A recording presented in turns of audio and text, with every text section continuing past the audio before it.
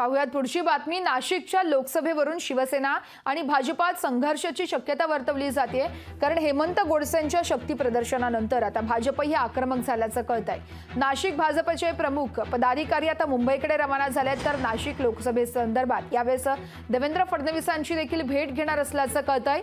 तर नाशिकमधील भाजप आमदार पदाधिकारी हे जागेसाठी आग्रही असल्याचं कळतंय, त्यामुळे नाशिक लोकसभेवरून शिवसेना आणि भाजपात संघर्षाची शक्यता निर्माण झाली आहे। हेमंत गोडसे यांच्या शक्ती प्रदर्शनानंतर आता भाजपही आक्रमक झाल्याचं पाहायला मिळतंय, कारण नाशिकचे भाजपचे प्रमुख पदाधिकारी हे मुंबईकडे रवाना झालेत, तर यावेळेस मुंबईत येऊन ते फडणवीसांची भेट घेणार असल्याची देखील माहिती कळतेय। अनेक ग्रामपंचायतीमध्ये भारतीय जनता पार्टीची सत्ता आहे। या सत्तेच्या आणि संघटनेच्या जीवावरती सर्वसामान्य कार्यकर्त्याची भावना अशी आहे की या ठिकाणी भारतीय जनता पार्टीच्या कार्यकर्त्याला या ठिकाणी संधी मिळायला पाहिजे, म्हणून ही नाशिक लोकसभेची जागा ही भारतीय जनता पार्टीला मिळायला पाहिजे।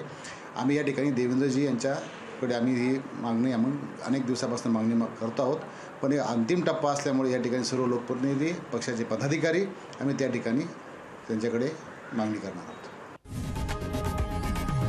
लोकशाही मराठी ऐका, पहा, जागरूक रहा।